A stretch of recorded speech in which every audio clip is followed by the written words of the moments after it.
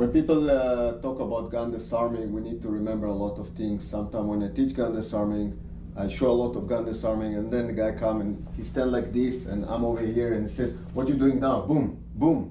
So of course you cannot do nothing to somebody that want to assassinate you. It is very hard to disarming a sniper from 100 yards or something like that. How can you disarm it? You need another way to disarm it. So let's talk about the simple way. And again, the guy come and say, "Give me your money." The best self-defense is to give him your money. Mostly if you work on a bar, in a bank, in any place else, and the guy say, "Give me your money," 90% it's even not your money, you're just employee of somebody, so why to be a hero and try to kill yourself? And even if it's your money, it's better to give the money and make a new one than to retry to reborn again, because it's not possible. So when you have a gun, for example, for your head, because most of people, and it's no matter if they hold it like this or like that, that's only from movies. If the guy hold the gun over here and he says, let's say it's not give me the money, I want to shoot you, and take a look that when the gun, even to the center of the head or the up, the more up it's more easy. But when I say one, Brian will try to shoot me, okay? 1, Boom. 2, Boom. 3. Boom. You see that the head is a small target. So when somebody, first when you see the gun, it means the gun don't want to kill you. Second, it's still a bad news because we still have a gun to our head. So it's much getting complicated when it's in the middle of your body, because now if I try to move, 1, Boom. you get shot. 2, Boom. you get shot. Our liver is in the right side. Now we start to also thinking about damage control. If I move the gun this way and the mischarge will be here, I will lose my liver, for example. So again, now it's getting more complicated how you need to analyze which direction to go and how to go. It could be you want to move the gun this way, but here stand your kid. And many times people, they perform gun disarming, the VIP stand in and the guy is doing this and punch the guy, but you're still shooting your VIP man, and that's the last thing you want to do. So gun disarming is not a toy, and mostly every gun disarming that you do with this toy, you know, like people do this and fight, they still do it, but if you see the barrel is pointing to me. If you do like this, still pointing to you. So you're dealing with a firearm, and a firearm, first of all, it's a mechanism. And very soon we explain a little bit about the mechanism. And one way to disarming a gun is to jam the mechanism. Because when when the mechanism jam, it's easy to disarming now or just to escape, because it will take time to clean the jam, and it give you the time either to react by disarming or either to react by running away. When I was in the Israeli army, we used to teach a few gun disarming, police different gun disarming. Many times those gun disarming based on analyze maybe only one style of gun. It don't mean that they will work with any kind of gun. So I'm going to analyze a little bit about gun disarming and talk a little bit about things that might be work in one situation but definitely not in another one. When you do this and you punch the guy, if he fall down, on his way down, he will shoot you, because the trigger pulled by his own finger. When his weight going down by the gravity, I hold the gun and then the finger. So even you win by punching him, and even you almost knock him down, but this might be causing to you.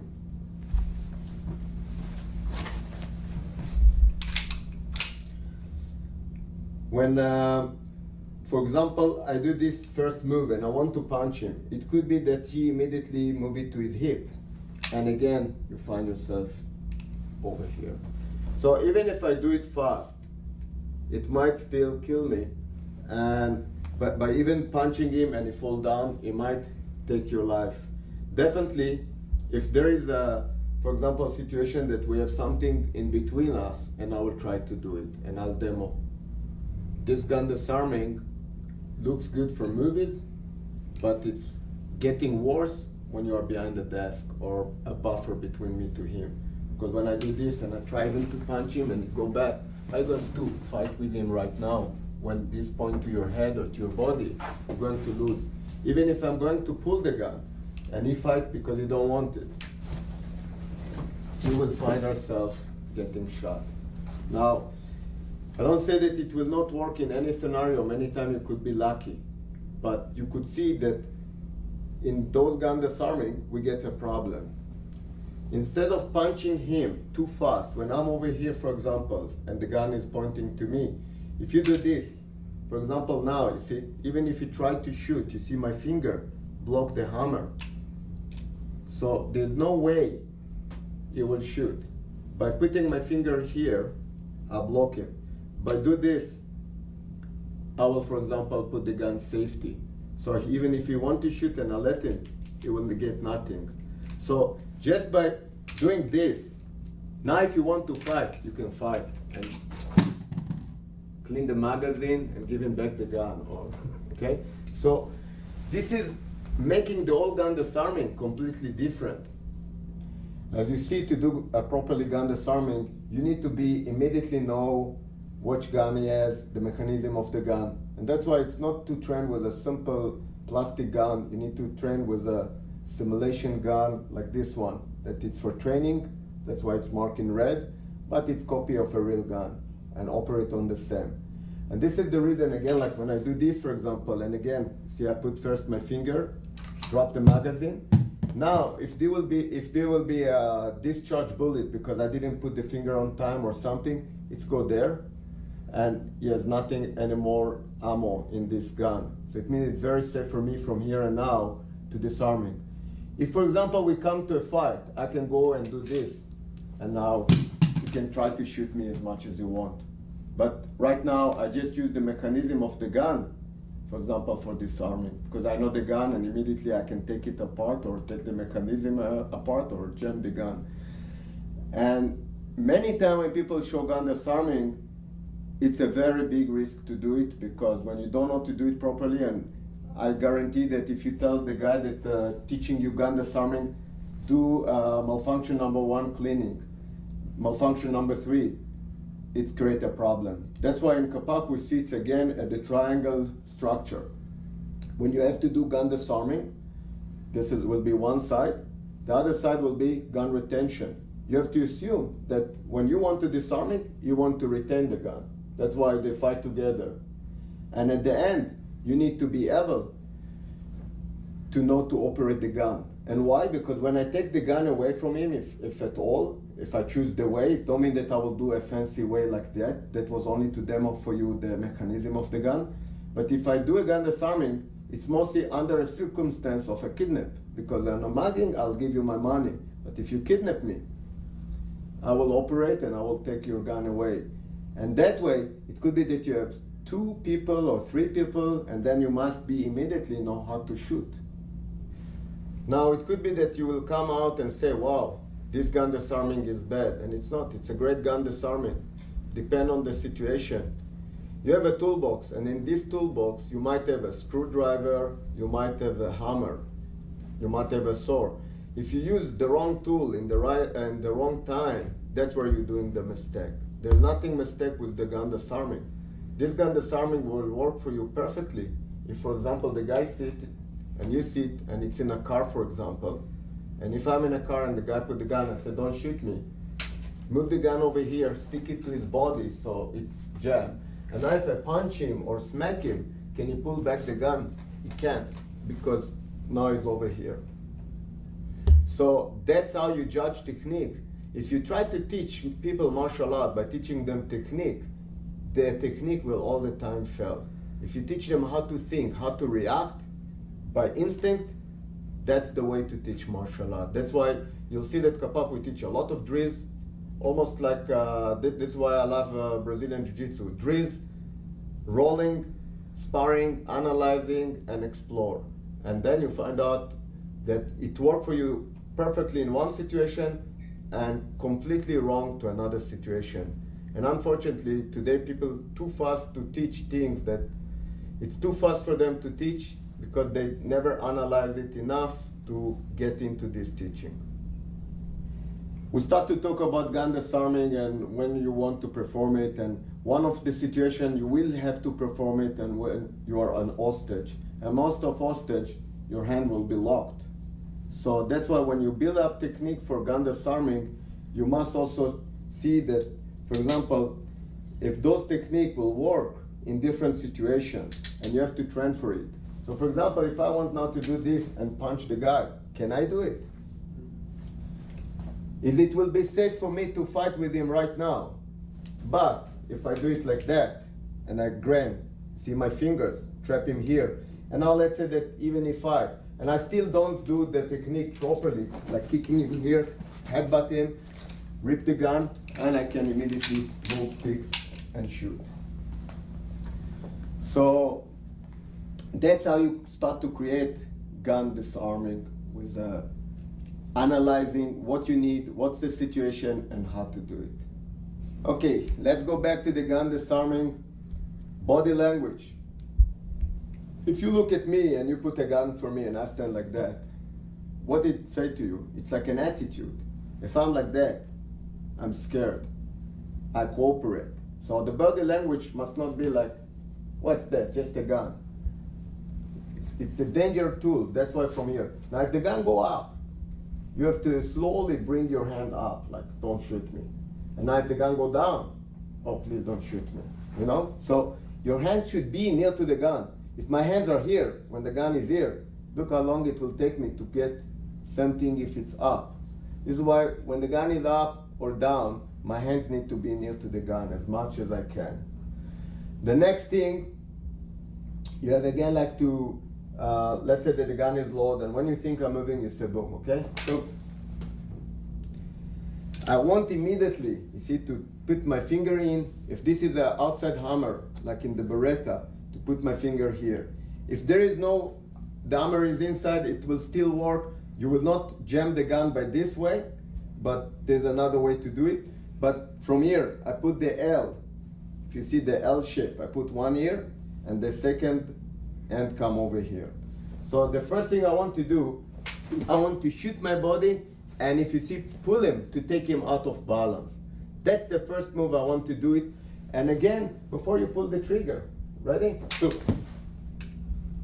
and now from here, you can start to do the gun disarming. And that's the basic to start, that you can move from here to the side. Sound like in boxing, Thai boxing, like to get the angle, to be an angle fighter, then a straight fighter. So when Brian go with the gun and you try to shoot, this will be the first move. And by smacking and grabbing, and from here, if I, for example, want to smack him or kick him, that's beautiful. Now, even when you want to punch him, this will create extension. This will create extension to this direction, the direction that give me more safe to work.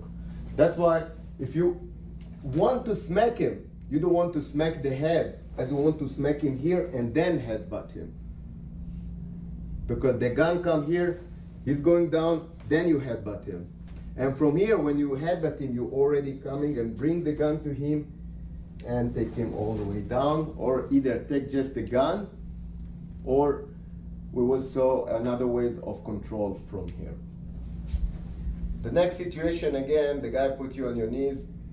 It's like a assassinating style, and he said to you, hasta la vista, baby. You know that he's not demanding money or anything that you can give him and get free from the situation. You must react. So again, what we try to do, we try to create two contacts, 2 points of contact. If I do only this and you pull back, you find yourself plus to deal with his knees. So that's why, first of all, is to take control on the weapon. And to get a good control on the weapon is, first of all, to be able to control 2 points. So I do this, and if you see, I take him immediately out of balance, a little bit down. The reason, now can you knee? It's very hard on him. If I do it only like that, he can knee or kick you back, and then you'll get a problem. So watch out for the finger. First reaction.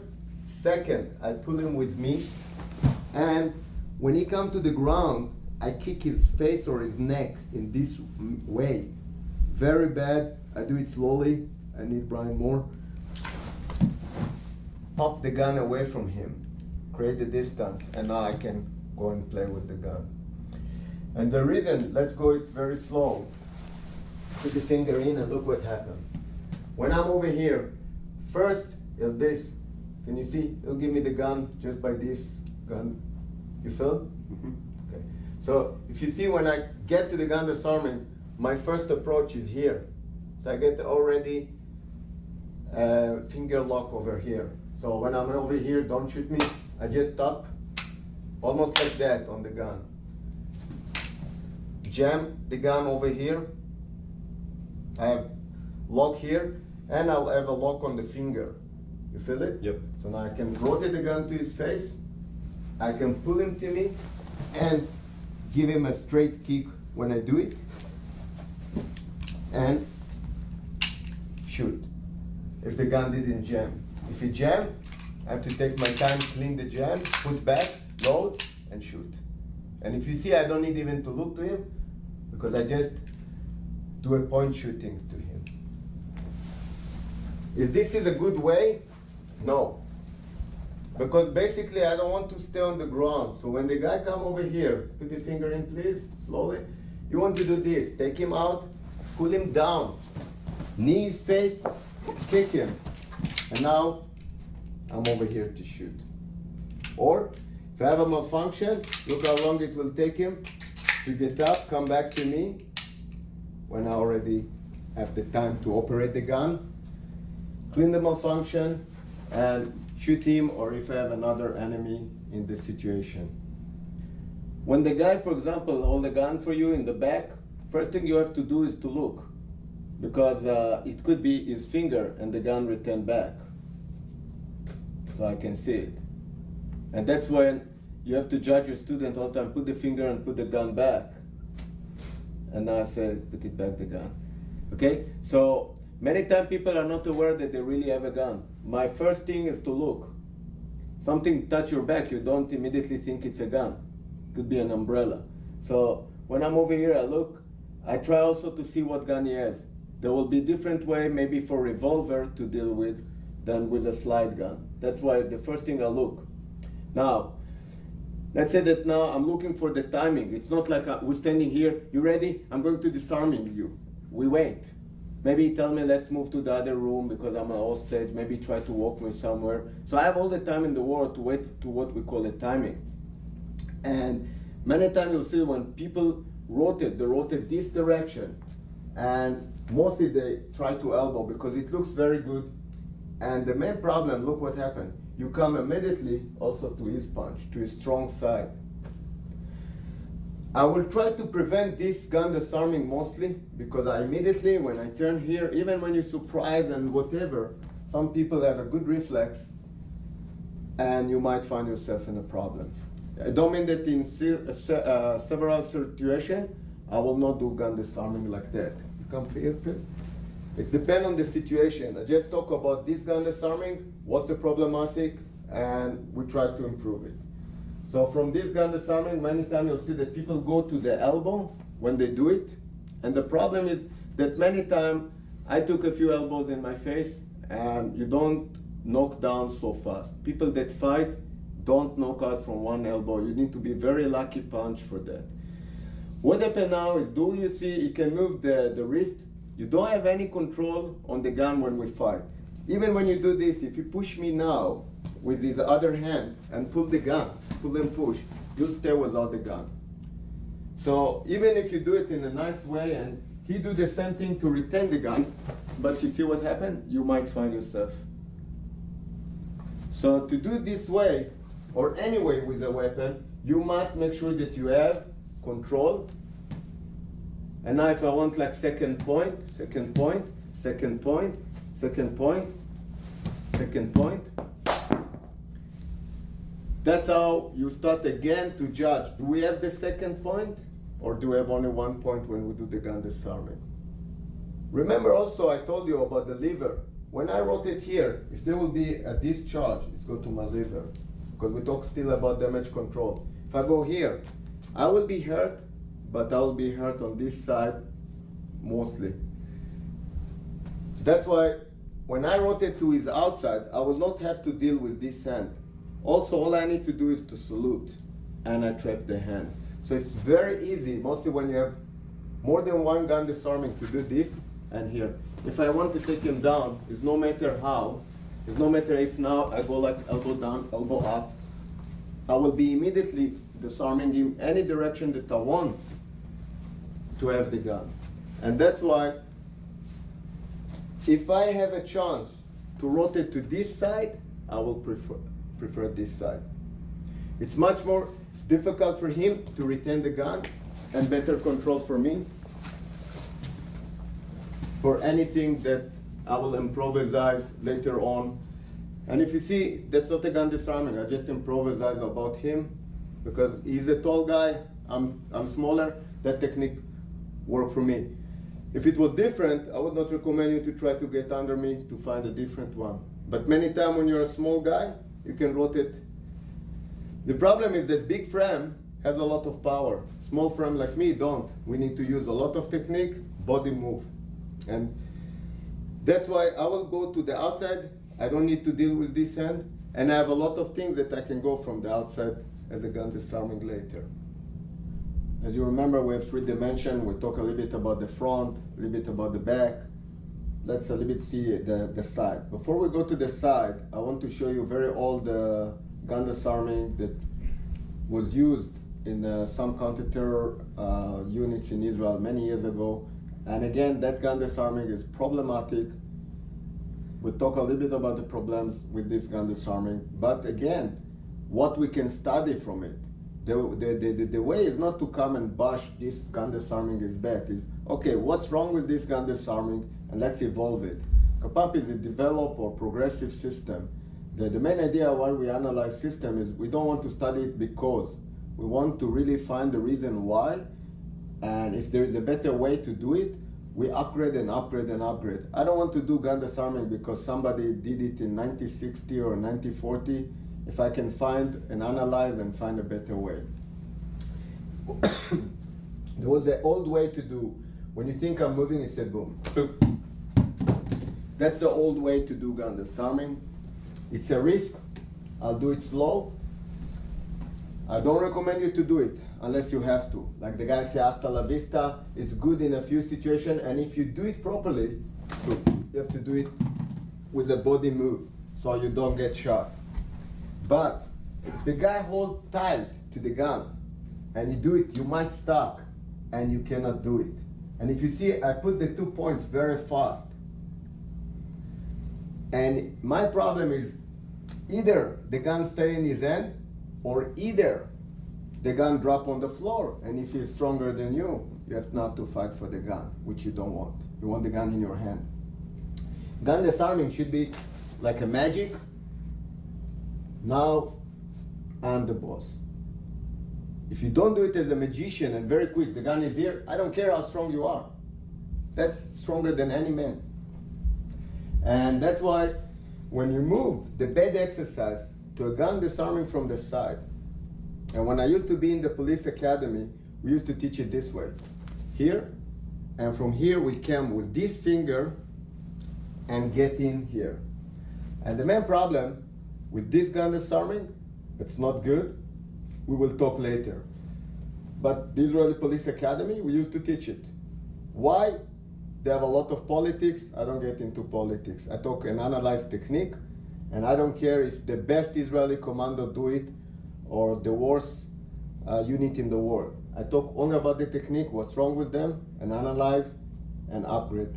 So when I do this, first of all, I want to take him farther. That way I can go like for hand locks. It gives me a lot of opportunities. If he stand like this, he can fight back. If he stand like this, he can't. He's in a balance displacement. That's why I don't want to stand him, I want to take him out of balance.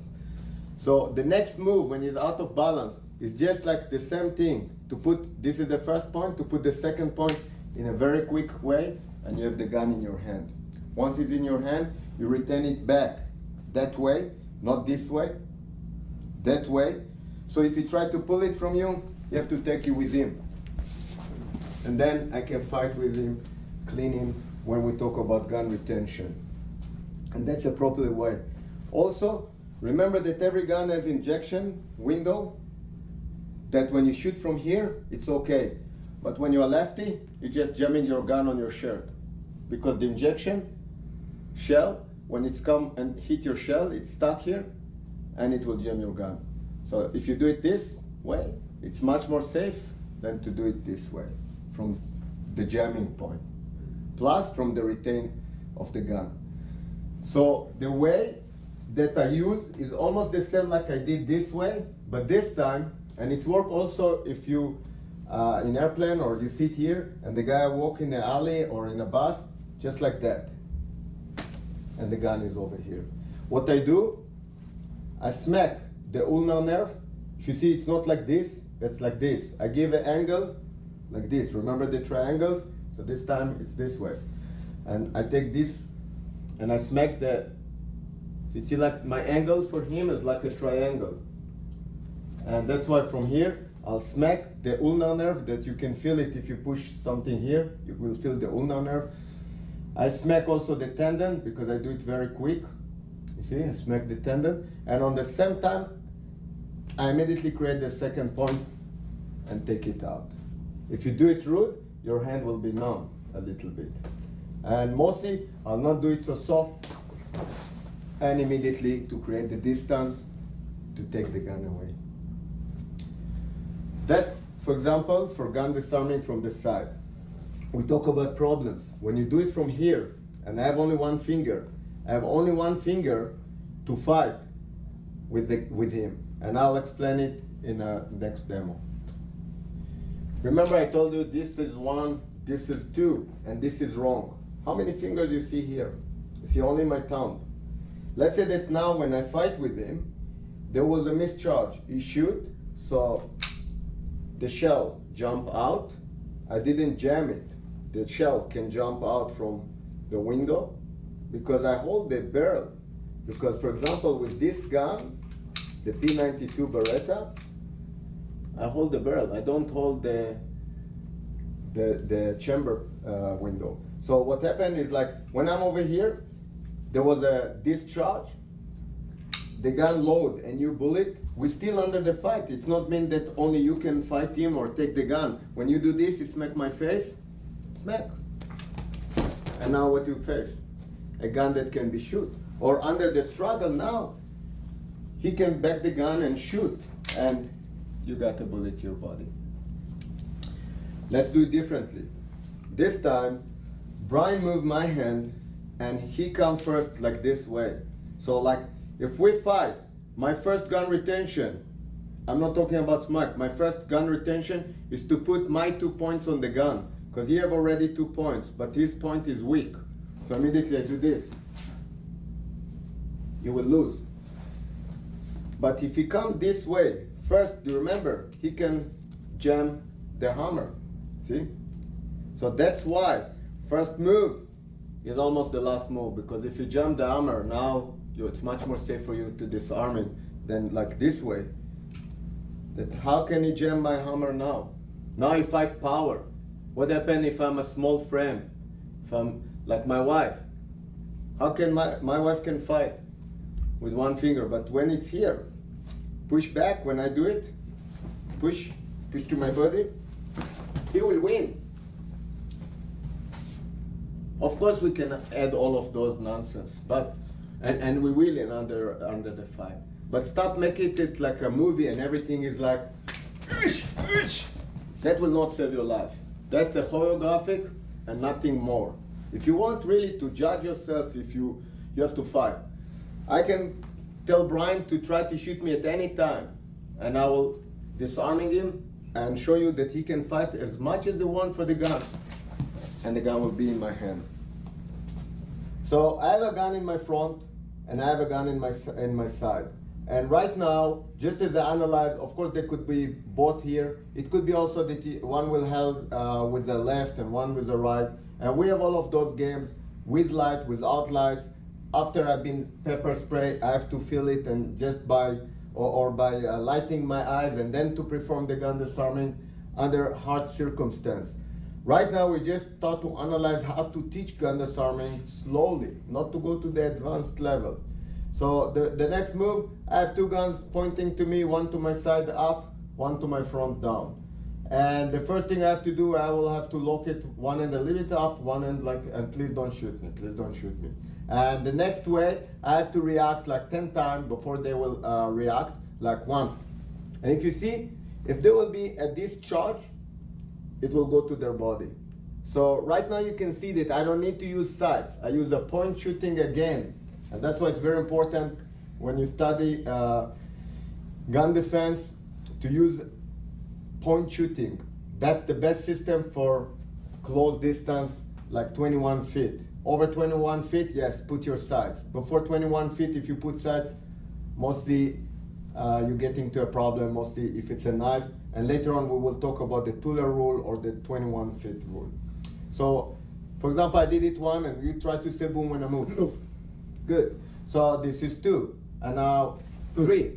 So you go like for 10. And when you have 10 of 10, they shot themselves. And take a look, it's not like this, it's this. And also, you have to bring them close and parallel. Don't hold the gun like this, parallel. This is why you have to do it only 5,000 times, like 1, 2. And you will see that it looks very simple when I do it. When you try to do it at home, you'll see that it's not so simple. Do it 5,000 times. Bring the L shape here, bring the L shape here, and step forward when you do it. Now, if I want to disarming them, I could come and disarming. That's a technique. But the technique built up by a principle, and I put 2 points. So for example, for Martin, and I show it, for example, one gun, when Martin come a little bit to my side so they can see this way. Okay, so when I do this, I parallel the gun. I have only 1 point. He will immediately try to return. That's why what I do, once I do this, I take my wrist in this motion to create the second point. And then you can smack him, for example, to create the effect that it will be disoriented to take the first gun. The second gun, it was here. I bring it here, and again, I will have to create a second point. So him here, put the finger in, see his finger is in, I trap the finger, and look, I bring it here. If I bring it up, it will even stuck to you. So of course, when you do this, oops, and now you could also take him on Martin.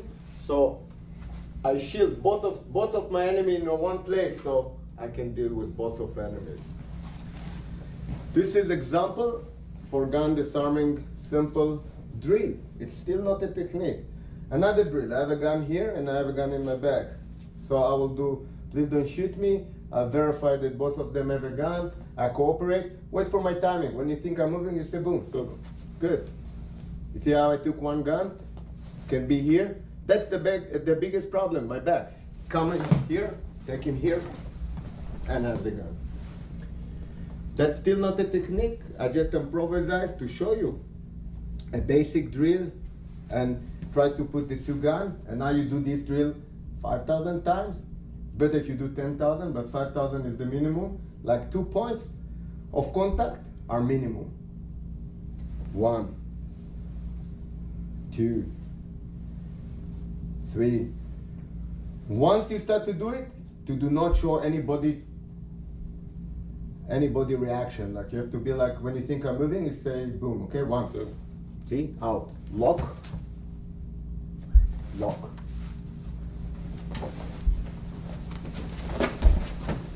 And you have the 2 guns.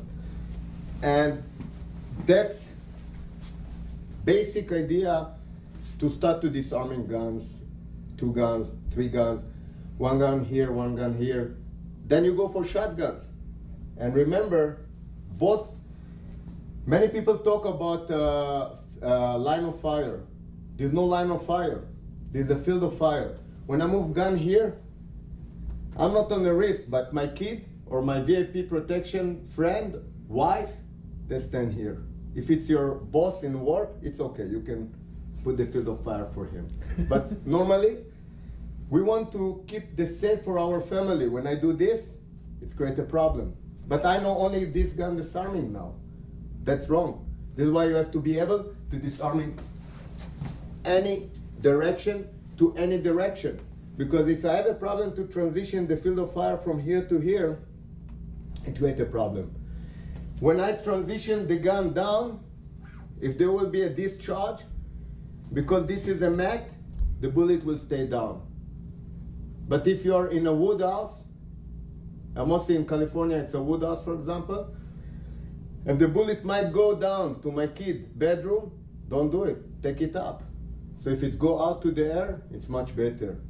If you live in a country that it's a concrete, or you find yourself in a concrete or cement, like in a parking lot, and you do this, the ricochet might come to your face or to another person. That's why you have to control also the field of fire, not only to control the gun.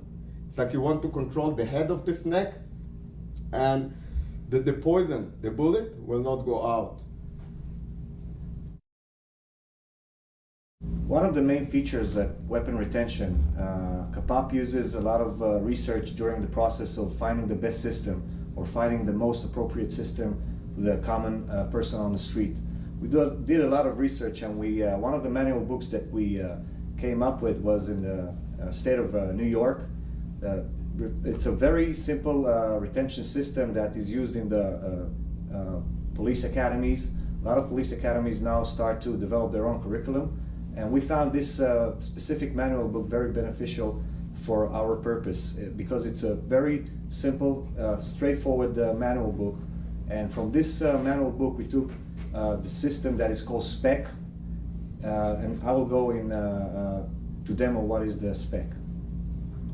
Yeah, for the usual person that is carrying a handgun or for self-defense, usually he carries it on his waistband. Most of the time, it's going to be concealed, and the concealment.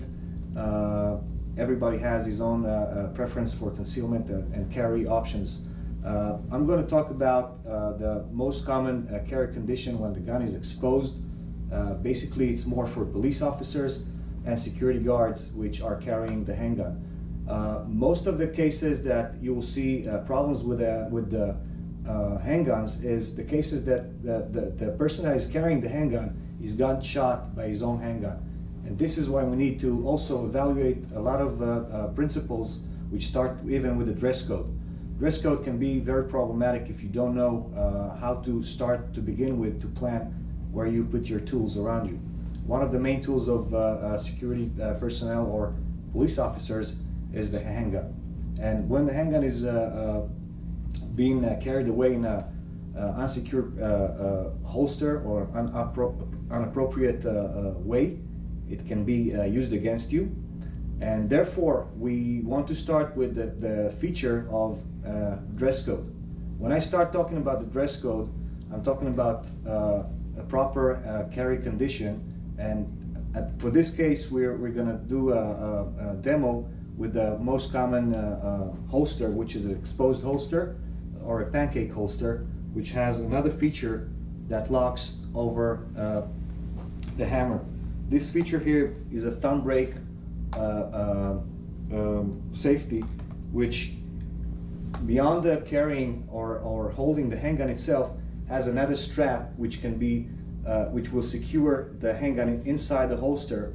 It will need another feature to break the strap with my thumb or in another way just to pull the handgun out. So this is the first safety feature that we're talking about.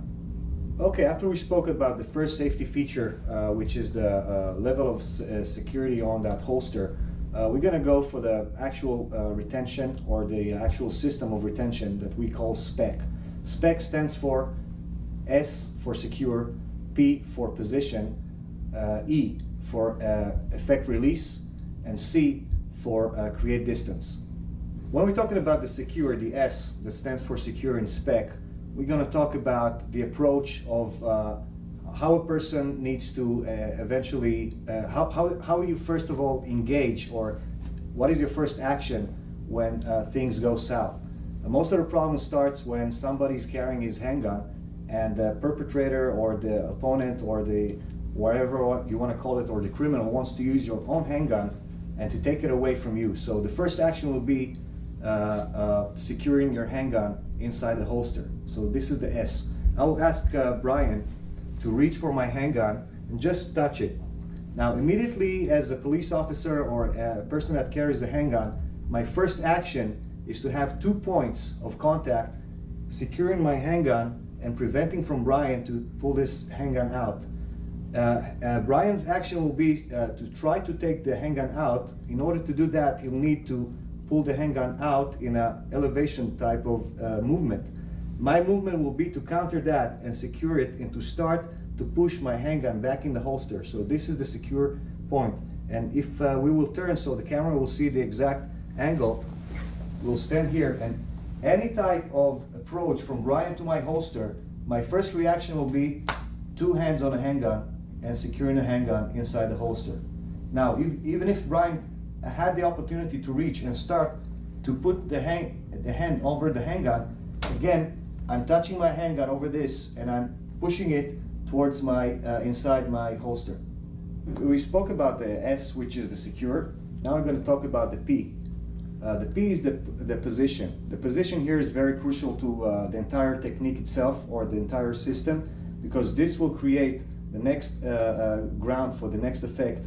It's a one continuous move, and when we do the spec, you have to understand that it's a building block for the other techniques that will follow. So basic weapon retention has to start with first the secure, which is the first aspect that we spoke about. And this is the first move that we do in order to secure, to prevent from the weapon to come outside from your holster.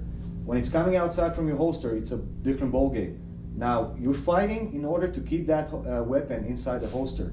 After Brian has reached and touched my handgun and I secured, okay, the next thing we'll do is to pull away, or to lower my center of gravity, and to position myself in a way that he's not he's not on the top of the game here, and I have still the advantage to be in the fight. So what I'm going to do next, after I touch the weapon, I'm going to lower my silhouette and take my center of gravity down.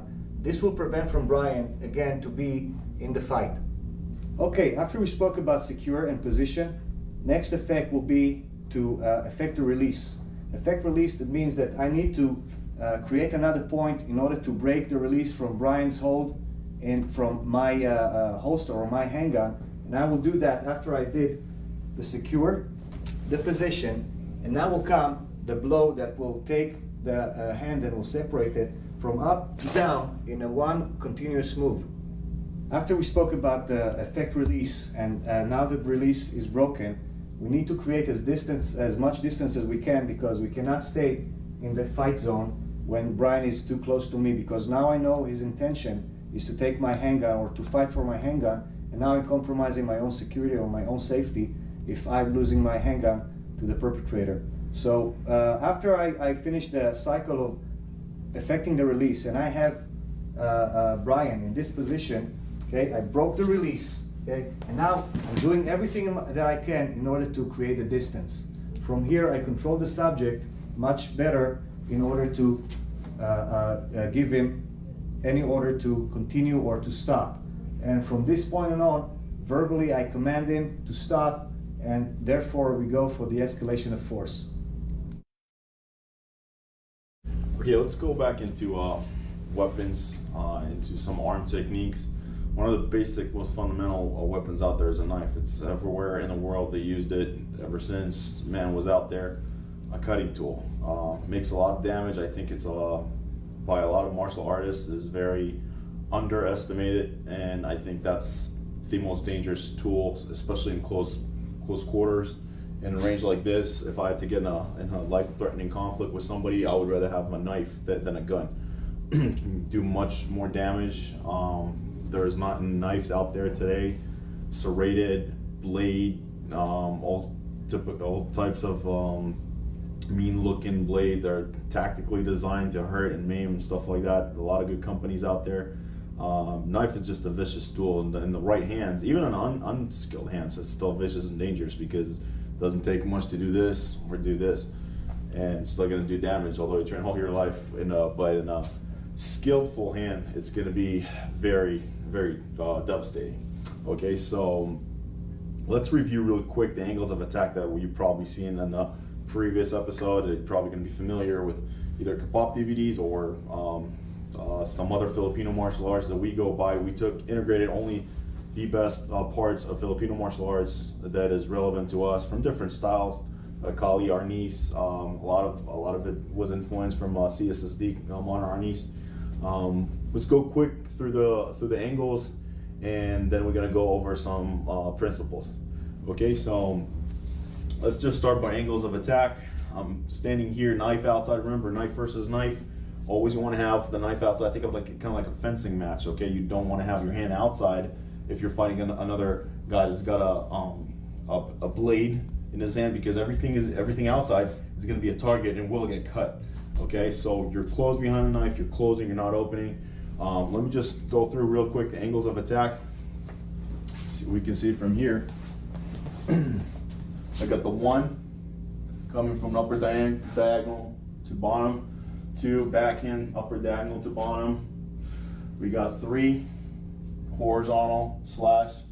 We got 4 backhand horizontal slash left to right, and we got the stab. Later on, of course, we got 6 and 7, and we got the 12s and all the angles. We're just gonna focus on the basic slash scenario. Somebody that's on the street most likely is gonna encounter. Not so much with the fancy ones, but even though with the fancy ones or the more advanced one, not just necessarily fancy, we're also going to talk about, because basically what we're trying to do is narrow it down and break it down so you can have as minimal tools to stop multiple attacks.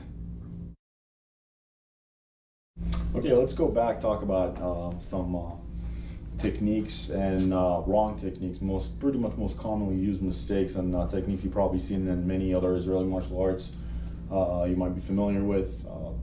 We're going to show the most common techniques and their mistakes, why it doesn't work, and what is the danger of applying that technique. Mainly the danger is not for your attacker, it's for yourself mainly. So how to avoid a technique or how to better yourself. But what I'm trying to show you here is how common sense kicks in the technique, or to that defense that this one kind of is lacking common sense. Okay, so Brian is actually gonna attack me with the common upper stab. Familiar with that? Okay. Lower stab. Familiar. I'm sure you've seen it before. Okay, so let's kind of break it down and see what's wrong with it. I know it looks really cool and everything, but let's put some common sense behind and see what can go very, very wrong and very, very fatal. Okay, so let's do it first time and then we're gonna break it, okay?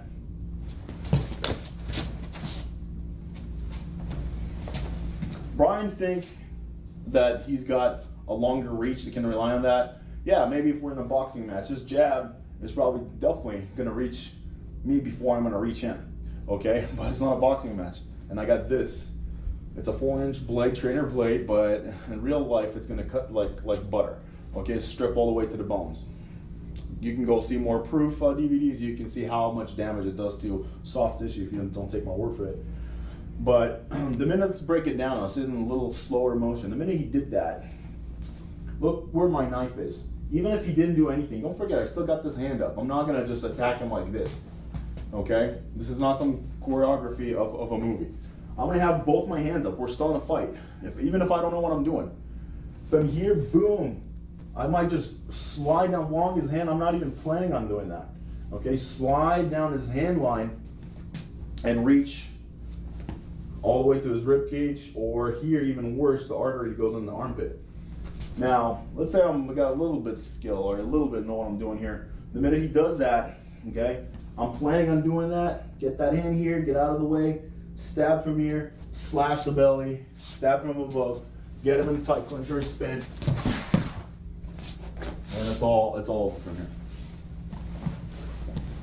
Another variation, another mistake that can happen, I set him up. This is from a little bit more advanced. I set him up for that kind of like telegraphing. It's kind of telegraphing your right hand coming with a left hook to the body. Same idea, for a little bit more advanced. Same thing, do it slower. Okay, I set them up with this, look what happened. Had my blade up, soon as I've seen this, and don't forget, the most common mistakes, never emphasize a blocking with the darker part of your hand, the hairy part of your hand, your arm, your forearm, is always blocking. I never ever seen proper block with the darker part. Maybe in Filipino martial arts, definitely know how to block it properly. But in those commonly mistake systems, always the softer part, the part with all the arteries, with all the nerves running down here. So from here, I set them up. If you cannot see, look close, I'm gonna do really slow now. From here, I set them up and look what I'm doing, changing my mind the last minute. And I'm gonna come with almost like a overhand slash, goes all the way inside. And of course, from here, I'm gonna get out of the way and get a nice stab, whether on the inside, stealing a center line from here. But that alone here, that's a 5 finisher right here, that slash. Okay, so another variation I can do, I can set him up. Also known as the trapping range. Filipino martial art guys, you're going to be familiar with gunting, the trapping techniques. From here, boom, look what I'm doing, I'm just hooking it right here. If I had a double edge, it's even better, but still nonetheless. From here, cut the biceps right here and work my way from the top. Cut the biceps, parry, slash into the neck, do my thing here. Another variation with the gunting from here, trap, come from the side, look what I'm doing, power assisted, and just squeeze right in, squeeze the knife into the gut. There's a lot of setups, that's more in the skill guy, but even you see a guy just going nuts just by doing this, coming inside and right into the rib cage out of panic or out of lack of experience. I'm going to talk about a defense that's very popular out there from a very typical stab that we used to call the Middle Eastern stab, just because of the way it was commonly performed, and commonly people got attacked with that stab. It looks like this pretty much from here and from the bottom to top and guts out, either blade up or blade down. Most of them use blade up just for the continuous motion to create more upper damage to the torso and the midsection area. Let's see what's the problem with this attack. Juan is going to perform the defense. Looks familiar? Very impressive. Let's see the damages and the mistakes that can happen by performing this technique. Okay.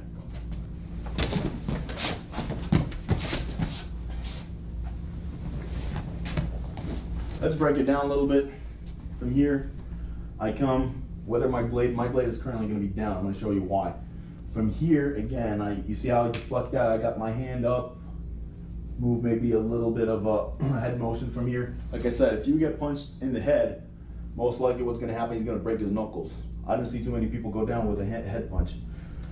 From here, I still got the target here. You can see what's going to happen if I am sliding it all the way up. All of it is going to ride all the way to the armpit right here and stab. If I know a little bit of what I'm doing here and I'm oriented with that, from here, all I got to do is trap the hand from the inside. I'm sure every wrestler knows that move. Just trap the arm from the inside, pull and push. Same principle we talked about before. And there goes the femoral artery right here. And I got complete opening of the back, stab, and you know the rest. Okay? Another variation, that's blade down. Okay? Whether you're carrying a straight, a single edge or a double edge, it doesn't matter, because then you can work both ways. Sometimes it's going to be for your benefit, but let's work this time blade up. From here, look what happens. As he does that, I deflect and I pull in. You see how he's exposed here? Remember we talked about fight finishers? This is a fight finisher. He cannot afford to take a cut from here. Remember, take in, take on away. I'm not going to be standing here. Oh, very good. From here, as soon as I feel that, especially if my blade is up, look what happens instinctively as he punched me. Oh, I'm still going to take it on the way out, even if I don't know anything better. Just because I'm clumsy or just because I got hit in the face. From here, a punch, pull back. Now, I hope everybody can see here when I'm actually slicing completely by an instinct here, cutting it down. Okay, so we saw that the most commonly mistake from here, there's so many options I can do from here. I can trap, I can set up and slice,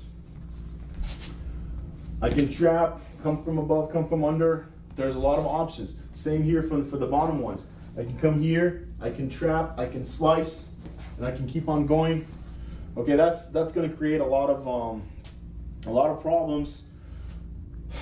Whoever, I mean, for those of you who never got exposed to like knife cultures or Filipino martial arts in general, go train. We encourage people to go and train and get the orientation of the blade arts and how dangerous a blade is, and then challenge those techniques if you disagree with them. It's your right, but you always have the option of going and exploring, and hopefully you're gonna stay safe.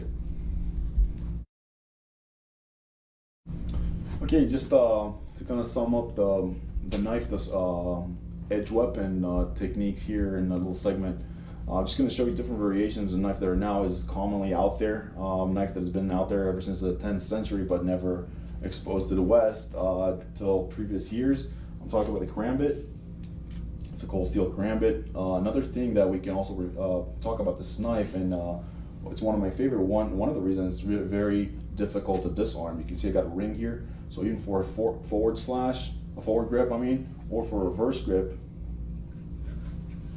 I can still utilize it. It's going to be extremely hard to disarm. Even if I fall on the ground, the knife is still in my hand. You can also see by the curved blade, the original blades were actually double, but doesn't matter. This blade is extremely razor sharp, made by cold steel. You can stab. We're going to talk about stabbing areas, vital point, and this knife is very dangerous when it comes to disarm. You cannot do all those tricks and hitting the hand. It just goes out the window just because of the simple fact it's got a ring on it. Okay, this going back to the karambit, I got a Steve Tarani trainer here from Aluminum Trainer. It's safe to train with, but still you can see that it mimics the same ideas. The thing with the karambit, if you know how to use it, you got extended grips. You can use it in a forward grip, putting it through your pinky, or in a reverse grip, which I prefer personally, just because even if you don't know anything about anything, you can still utilize your boxing technique. And as opposed to holding a straight blade, it's going to go right before your knuckle line. Actually, this, you can see how far it goes past your knuckle line. So the first thing it's going to contact is actually going to be the tip of the karambit. Okay, you can see from here, you can see from this angle, a straight right, a right hook, right to the body, whichever attack you're going to do with that, it's going to work even if you don't know anything from nothing.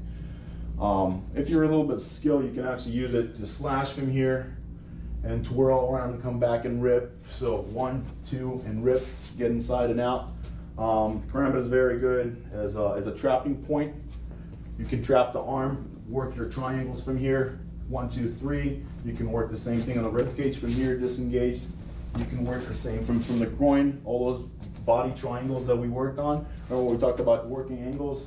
Triangle, triangle, triangle, okay? 1, 2, 3, 1, 2, 3, rib cage, gut, 1, 2, 3.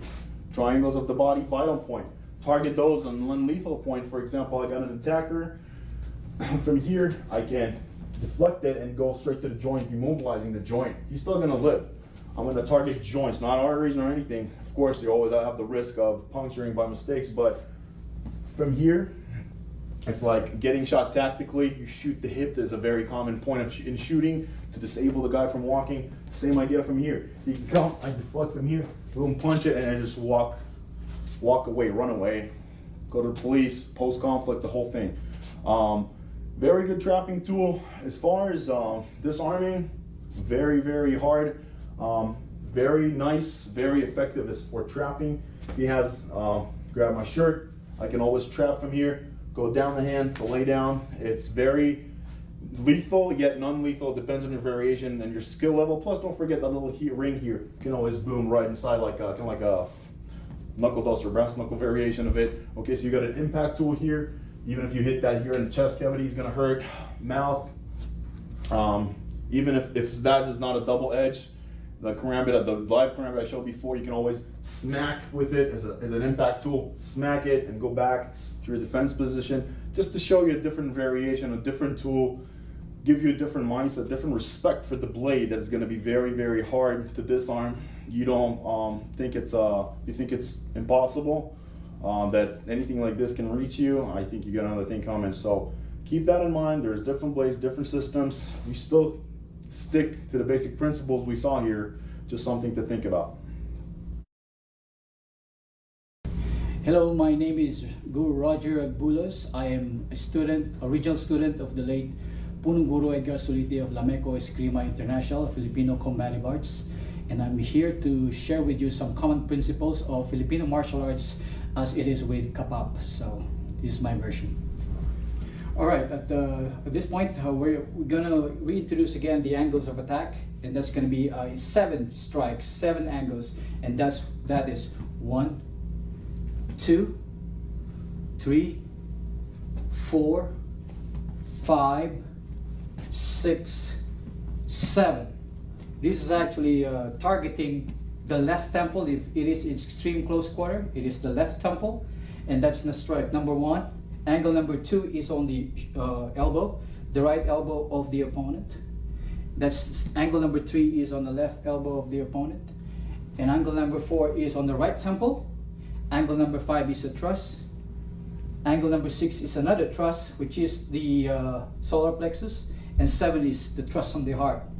So if he's gonna go feed me with the 7 angles, what it is strike number 1 goes on the left temple, right is on the shoulder, the elbow, the right elbow, left is on my left elbow. Number 4 is on my right temple. Number 5, 6, 7 is the thrust, which is the stomach. Number 6 is on the solar plexus. Number 7 is on the heart. Okay, but that's on extreme or medium to close range. It can also address via on the range of long range, because if he goes with the 7 angles, he's gonna go strike the weapon hand of the opponent, and that's addressing it on the long range. So if I feed him the strike number 1, see, okay. Strike number 2 on the long range, he's hitting my weapon hand. In the Filipino martial arts, which is also common on other martial arts, they call it defanging the snake. So when I feed him number 5, he's gonna go on an outside position because of the linear attack that goes with the thrust. There you go. Again, outside position, go back, and then the inside position, back, inside position one more time, back. So if I'm gonna go thrust from the 6, which is targeting the solar plexus, he's gonna go angle as well, and back, 6, back, and then 7, which is the heart, is gonna go angle this way, back. Good. The reason why you have to move away from the center line when you are when the feeder gives you a thrusting motion is because in reality a thrust goes with the movement of the body, which is a charge. He goes like that. Nobody will give you a charge in this nature. It is always a charge. So it's a forward motion. So you have to address that by moving on the side. So outside position, back, inside position, my inside position, back. And on the 6, outside position, back, 7. Good. On the first progression of this workout, what we're going to do is, again, review the simple counter to a knife attack. So regardless of angle, what we're trying to introduce here is the bagsak, what we call a drop or a cut, which is a knife cut, just going down, simply. So if Uri is going to feed me, I'm going to go move out because I have to be on a safe zone. Because if I don't, I'm going to go cut his weapon hand. He is also going to cut me. So I have to maintain that distance. See? Again. Don't overextend. And number 2, back. Number 3, back. 4, back. 5, I'm going to go outside, back. Outside, inside position. Back. And then number 6, thrust here. Back. 7, thrust. Hard. Then back. Now at this point, since we have introduced the 7 angles, what we're going to do is add another element of my cut or my slash with a follow-up of a thrust. Because there is that verbiage in the Filipino martial arts, when there's a slash, when there's a thrust, there's a slash. So when there's a cut, there's always a follow-up of a thrust. So if he's gonna feed 1, I cut the weapon hand, and I move out, and then I follow. Okay, again, without the motion first. The principle is this, and I follow up. Number 2, there you go. Again, on guard. And then I follow. Okay, number 3. 4. 5, outside position. Follow up. Cut. Again. Inside position. Yeah, one more time. Yeah, outside, inside position. 6. There you go. 6. And move out. At the same time, defang the snake. Follow up. Again. Move up. And then 7. Okay. Yeah. So now we have addressed the 7 angles with the technique of cut and thrust. Cut and thrust. Cut and thrust, because you got to complete the story here. Because the guy is not going to give you a chance. You know, he's got to either take you out. So you don't want that. You don't want to be in that situation. That's why we're training ourselves to do certain follow-ups, regardless of angle. Strike 1. See, we follow up. Okay, 2, follow up. Okay, so we're gonna go add another element here because it's a training. What we're gonna do is also have Uri practice the motion of also moving back and practicing his parry hand or his alive hand. So when he does feed me, see, I go follow up. He's gonna go parry. Nice. And also practice taking that weapon to a ready position like that, which is what we call the always. You should always be in a trigger ready position all the time, because there is no second chances here. So this is good muscle memory to always retain good foundation in our form. So feed number 1, number 2, number 3, nice, 4, very good, 5, outside position, follow up, parry, another 5, parry, 6, move out, parry, nice, 7, nice, very good. At this point, I will now introduce also the other footwork. What we did so far from at this level is the footwork of a shuffle, forward and backward, forward and backward. Same thing with Uri. When I go forward, he does the same, backward, forward. That is the shuffle. We call that in Filipino martial arts the caballero footwork. Because if you don't move, you are exposed to my weapon, which is a threat. Likewise, I expose myself here as well. That's why in this principle, you are to maintain proximity. That's called the dance, sayaw. All right. So at this point, if I'm gonna go his feet, see, look at what he's gonna do. He's gonna go step up, maintain the range. 2,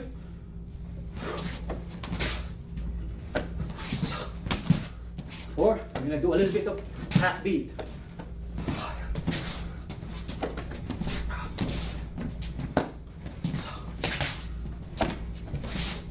Okay, now we're going to do a little bit of another element to this progression, and this is my parry to his parry. So as he feeds, see, I'm going to go use a different kind of footwork, which is reverse triangle. Once again, feed. Okay, reverse triangle. As I expose myself also to his weapon, I'm going to go address that as well. So my drill is complete. Feet, nice, see, parry, parry, there you go. Because it's a give and take, it's a drill. So be wary of those motions. feet. Nice. Good. On guard. 2. Oh. Timing again. 2. Good. 3. Happy. Nice. 4. On. Proximity. Sayaw, the dance.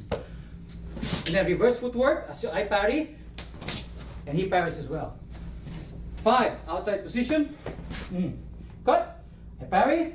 And he comes back. Nice. Again. 5. Inside position. 5. Again. 6. Thrust here. Nice. Again. Cut. Parry. Again. 6. 7. Again. 7. So, if we're going to do freestyle, it's going to be the same principle. So if he's going to throw me different angles without the sequence of 1 to 7, let's see how it plays. Any angle.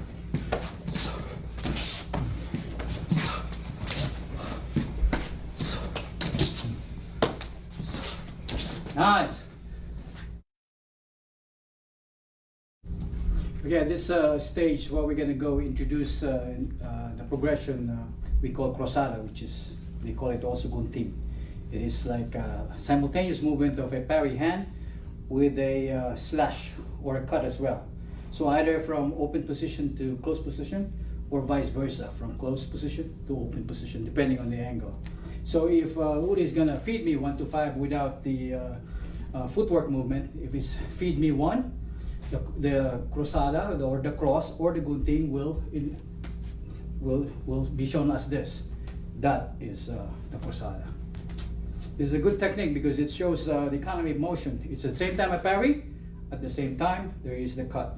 All right, so feed number 1, feed number 2, feed number 3, feed number 4. There you go, cut. Feed number 5, always staying out of the center line of the linear direction. Okay, 6. That's the 6, right? Okay, we do cruzada. Let me just demonstrate cruzada in all the angles, and I will change that as we go to the next step. Cruzada. 7. Same. All right.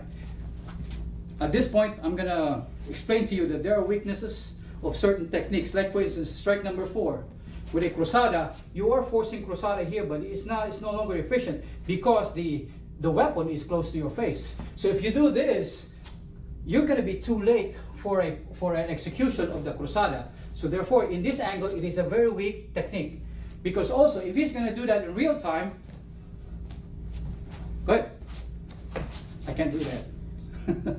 I cannot do a cruzada on the angle of number 4. At the same time, with the angle of number 6, I cannot do cruzada at this point, or 7. The same thing. It is a weakness for this particular angle. So what we're going to do is an adaptation of a cruzada, which is, instead of this, we're going to do is cut, see, and parry. Again. There you go. All right. So once again, when we go, number 1, number 2, number 3, number 4, number 5, cruzada, and number 5, cruzada, number 6, adaptation, 6, 7, there you go, again, 7.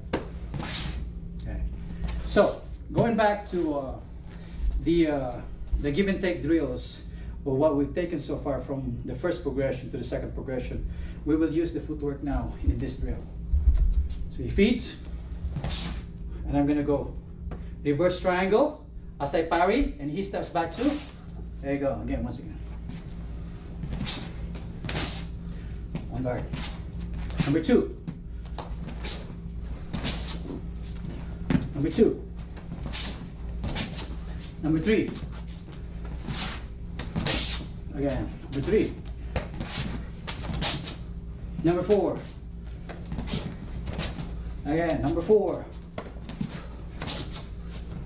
5. 5. Now 5 on the inside. 5. 6. Again, 6. 7. 7. Very good. Go to the next progression, which is what we call Sakai, which is the ride, using the weapon hand as your parry hand.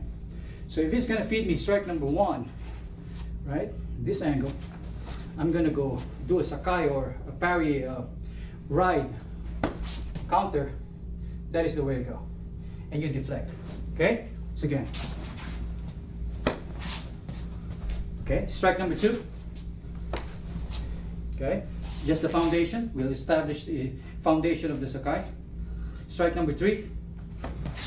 Okay, you want to go low because he's giving you a feed that's low. Because if you don't, even if you parry, but because of the motion of the knife, it's gonna go towards your body, and that we don't want that to happen. So in the training, you gotta go with the dynamics of proper footwork and body form. Number 4. There you go. Number 5. Go. Number 5. Again, going outside the line of attack. Go again. Nice. That's outside position. Inside position, I cannot use, again, it's a weakness of the Sakai for this kind of angle on the inside position, because you're gonna go have the weapon move towards you, which you don't want to happen. At this point, you're gonna use the parry hand, which is still a right at this point. See, once again. Okay, 6. Deflect. Again, 6. Deflect. 7. I go angle again. I go angle with the Sakai. Alright, again. Okay.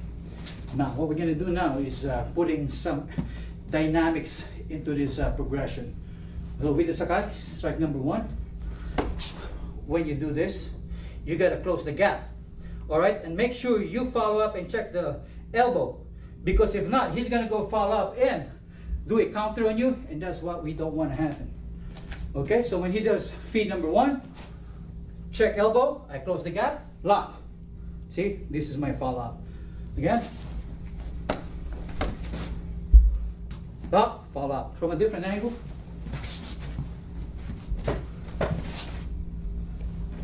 Lock, follow up. Okay, done. Then strike number 2,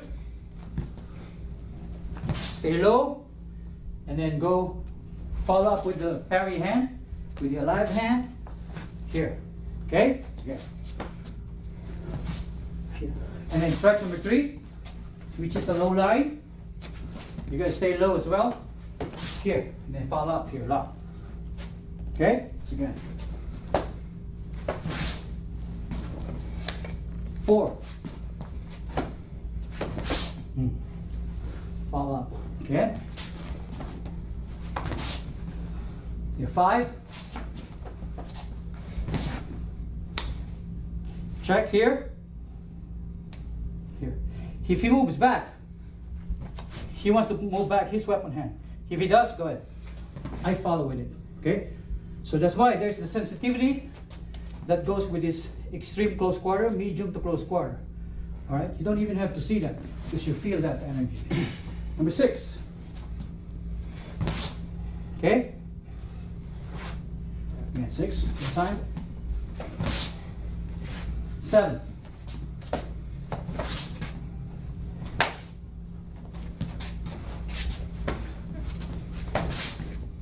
Close the gap. Lock. All right. Now completing all the movements in this segment. When we are in this situation of a different angle, say number 2, when you're doing the transfer of that deflection to the left hand, you know you're vulnerable to the follow-up in here because he's going to go Yes, or follow up with a slice on the neck. See? Here. You don't want that to happen.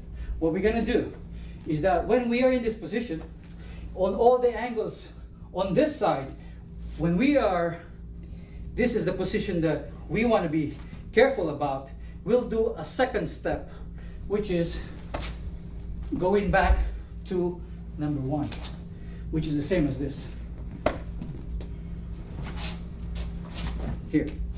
Okay?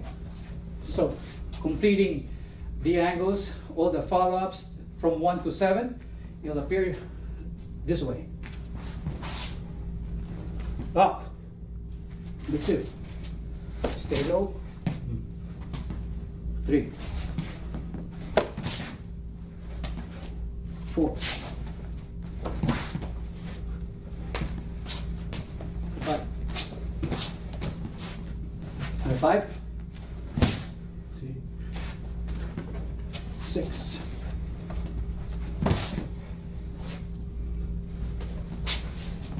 7. From another angle.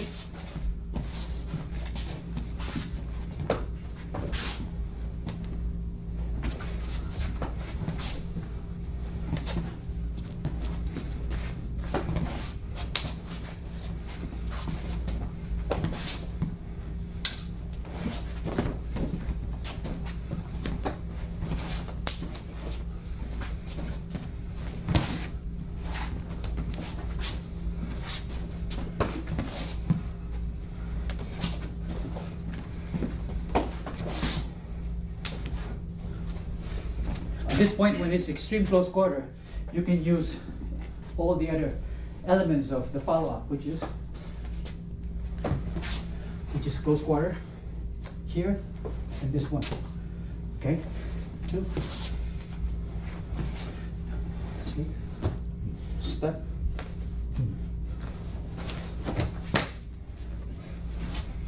3.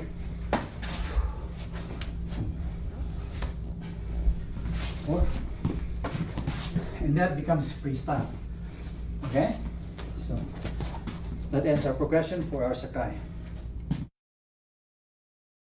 The ice pick is preferred, especially when the one that's going to go engage and execute the technique or the strike on you actually would want to hide this, want to hide the knife at a very close range.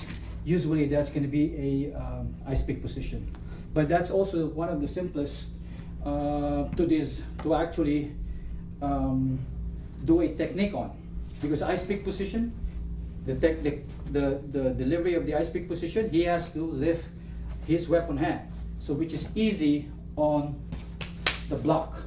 There you go.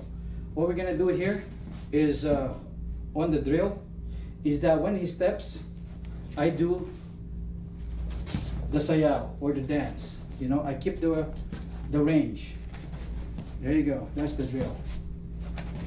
Nice. Okay. Now I'm gonna go do the parry, which again, the parry has to be correctly executed, which is the palm of the hand, not the fingers. Because again, with that force coming towards me, the finger cannot hold that force. It has to be a good parry on the palm. So, execute. I am from this distance again. Again, see, that's the range. Okay, can also be from here to here. So, again, technique, the disarm, which is a scoop. You see, that's the reverse. The knife, the edge is on the other side. Scoop. Okay, scoop, and then grab the handle of the knife. All right, it will be my turn. So from this position, he's gonna be the mirror image of me. So when I step back, when I step forward, he's gonna step back. There you go. Once again. Once again. So I'm gonna, this time I'll be the one to deliver the ice pick position as he blocked from the inside using the palm of his hand and scoop. There you go. Okay, and his turn. Oh, wait. Here you go. I step forward. I step back. Scoop. Go this arm. My turn. Scoop. There you go. This does not take so much energy and the movement of the body. No. What you need to understand is you should have at least the foundation. And that's the triangle. The Kapap triangle right there. You always maintain that. You stay low. A live hand always in place. So it is my turn now. As he defends himself with a block, parry, scoop. There you go. You can block. Sometimes your block is right here. But the technique of the disarm is actually where the weapon hand is. Not from here. Because if you're going to do this, you cannot. Because he's not going to let it go.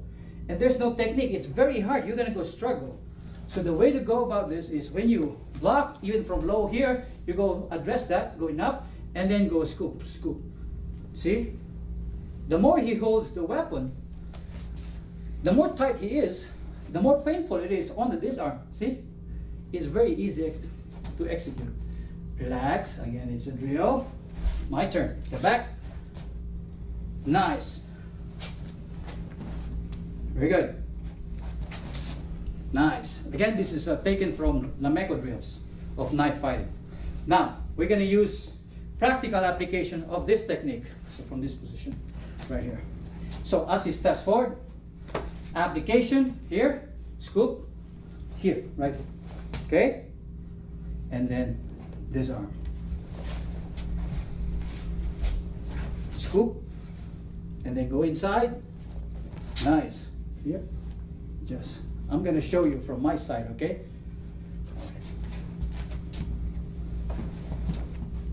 See? Right here. That's the first application. Again.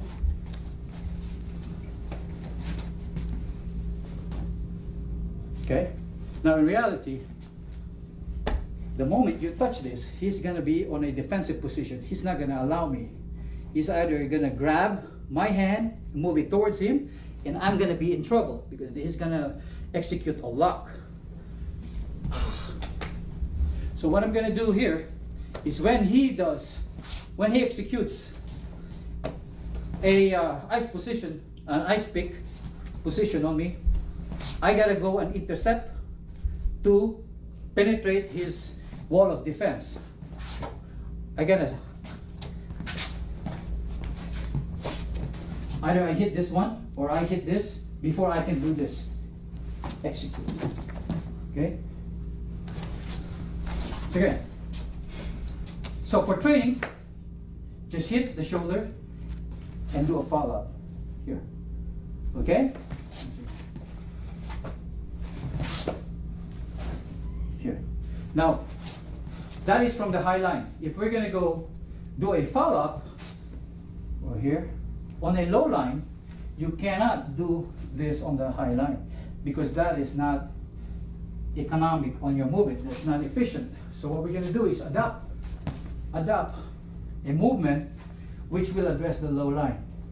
And this is the follow-up, which is very, very, actually this technique from Edgar Suliti was shared to us by one of my brothers, Bad Balani, who has this background with Silat. Here. There you go. Just as you disarm, there you go. From another angle. Here. All up, lock, disarm. Okay? One more time before we move to the next technique. There you go.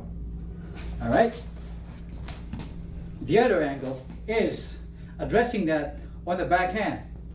Because if he trusts on the ice pick position and he miss, he's going to go follow up on the horizontal angle on my side. I have to address that. So, goes one, I move out of range and he follow-ups with this backhand strike, which I have to address. And the movement here is that, once again, 1, 1, 2.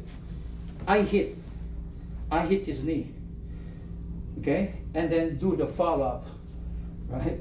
And do the follow-up here, which is very painful. So you gotta take it easy. All right, once again, let's start from here. Here you go. All right, this is the technique.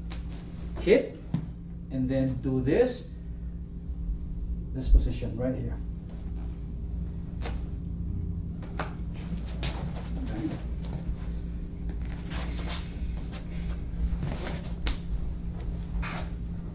See?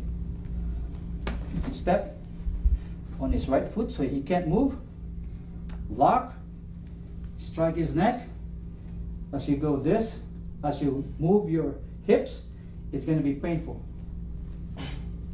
At the same time, you can direct that to the knife if you want to do that follow-up. All right. Once again, to review, we got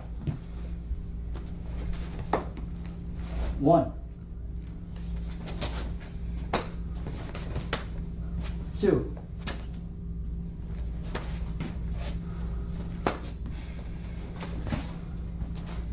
'Good. Follow up on the second backhand. And deflect. 3, 3. Okay, there you go. Once again, on here on the backhand, there's other follow-ups that you can also do. Once you penetrate his defense, you stun him, you can do this, you know, as a lock. That's the lock. So, from another angle,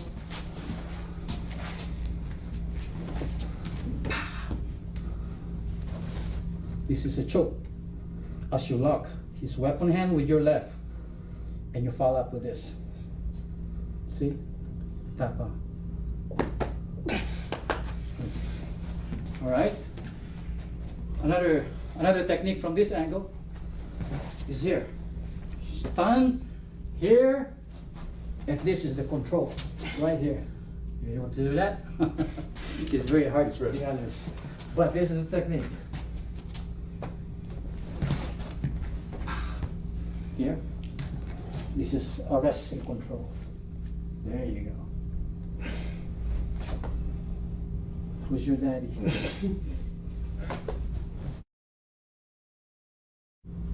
In this segment, we're going to go cover the long-range fighting using weaponry, and the tools that we're going to be using is actually a stick.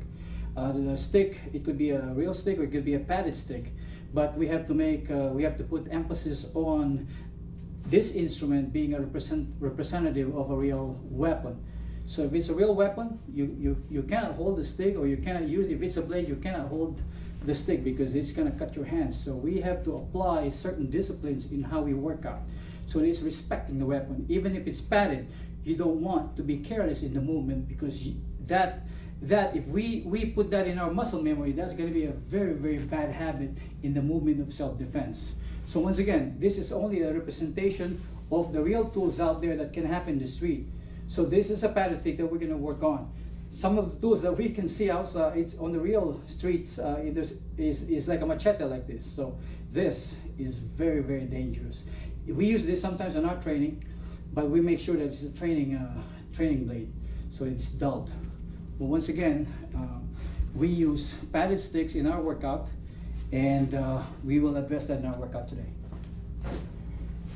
So, on an on-guard position, you must always maintain on-guard position, because if you are in this position, which is possible on sparring or fighting, but if you're gonna go hit, if you're gonna go initiate a strike and you do this position, what you did was actually initiate a movement that is telegraphing to the opponent. So therefore, you're gonna get, that's not a good positioning, because if I telegraph my move, he's gonna go counter me right away. What we need to put in our movement is that the economy of motion concept, which is very minimal move, but addressing, with power, with delivery of a strike in small moves. So what we're gonna do is maintain this movement right here in this position, which is the, we call it a central position, center position, because all we're gonna do at this point is actually, we call a drop or a bug sock, because if he's gonna go strike number 1, which is hitting my temple, I can address that hitting the weapon. And also from the exercise we did a while ago, we maintained distancing. So what we did was move out at the same time striking. Once again, strike the weapon hand, defying the stake. This weapon hand, if that's the hand, you're gonna go strike, and you can do a follow-up. There you go. All right. If we're gonna do the same technique for strike number 2, you gotta move out of the way, because if he's gonna do that for like 100 or 130 miles per hour, you are in danger. You are in a very, very bad position. So what you want to do is protect yourself by moving away. At the same time is doing a strike simultaneous. That is the principle of economy of motion. You see, it's not like this. 1 and 2. Rather, there you go. Number 3, it's the same thing. Number 4, number 5. Since he is charging, because it's a thrusting motion, you move either outside position as you hit the weapon hand, or inside position. There you go. Okay, again. There you go. Now, what I did was actually a technique called the kind of strike is called broken strike. See, so it goes back to my on guard position. You do not work out doing this and staying in that place. You don't want to do that. What you want to do is after you initiate, you go back to your on guard position. If your on guard position is this is where you want to end. So therefore, strike 1. Okay? Okay. 1, 2, 2,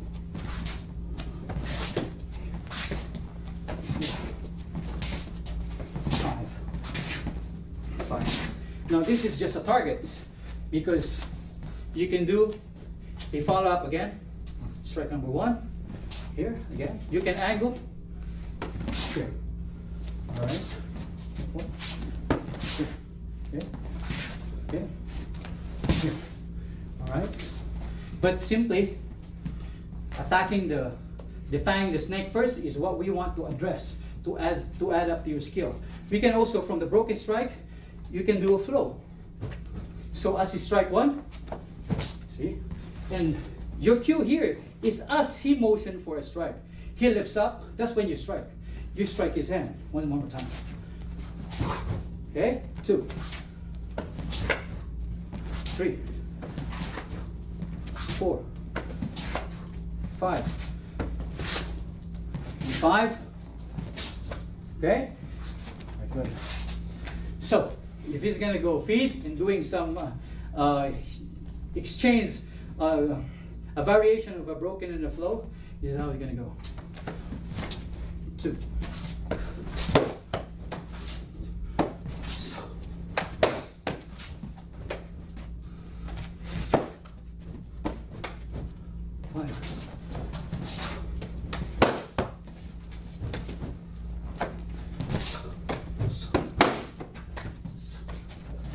Okay, so that's the long range. We can also use the medium range, in which the medium range, this is the long range, where at this point, in sparring, you can only hit the weapon hand. When it comes to medium, this is medium range, wherein you can apply parry. Right? So it's strike number 1. See. Okay, so with parry hand, okay. 2, you can do a block. 3, 4, again 4, 5,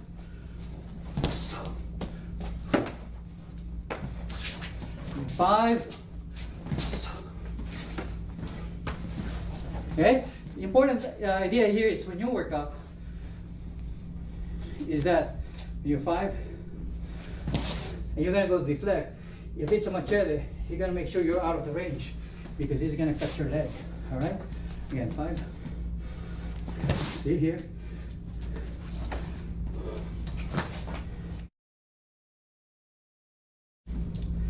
Okay, in this segment what we're going to do is apply the techniques that we've used so far from the different weaponry here, from the knife versus empty hands, or knife versus knife. What we're going to, at this point, what we're going to do is empty hands versus somebody with a weaponry. You must understand that at in this situation, he definitely has the advantage because with the weaponry, you must understand that if you are not within the close quarter position with the one that's gonna engage with a strike, you are no match for this for the assailant, you know, because he's gonna go strike you and you are within his range. You don't want that to happen. The way to look at this is that when he strikes, you either get out of the range, right? So you either get out of the range or you get in the range only after his delivery. So that's one. Here, right? So here, just one. You use follow-up techniques, that's gonna hurt him so bad. Do a follow-up. So the way to address this again is let him do his strike, go out of the range, and you go inside. Make sure your approach is once it passes your center line. That is your cue, because you don't want to go too early, as you're gonna go get hit. So you want to go past the center line and go. So hit. There you go, and then you do a follow. So that is before. You can also go. Oh, actually, that is after. Sorry, that is after. Are we okay with that so far? We're just gonna edit, right? Okay. So once again, that's after. Then you go inside, and this is before. Similar to the knife, you hit his throat or his neck in his vagus vein, and you do a disarm right after from a different angle.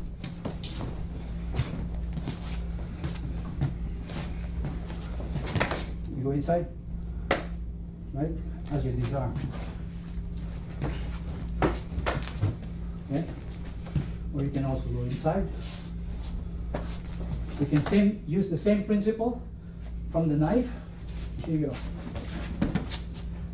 For I address and control. At this point, his weaponry is useless. There's nothing he can do about it. Okay? If he's gonna go for a thrust, there you go. All right? And you can do a follow.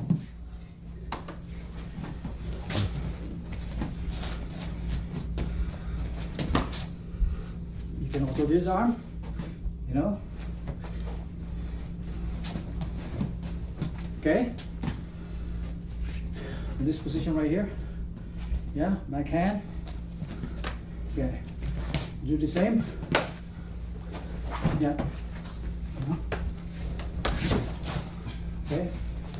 So that's self-defense. A good way to when you close the gap and you want to go when you want to go address the attack, you must make sure that you do not catch the stick from that way, because you're gonna go hurt yourself, especially when if it's a impact weapon. It's gonna hurt so bad. And if it's an edge or a blade, all the more. You don't want to do that. The way to go is when he lifts, that's your cue. That's when you come in, and you're gonna go inside with your palm to stop that force as you initiate the techniques that you want to do. You address where it is going to make the most impact. So here, here, here, or here. No?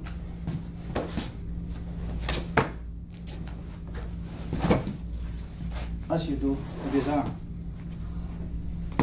Okay?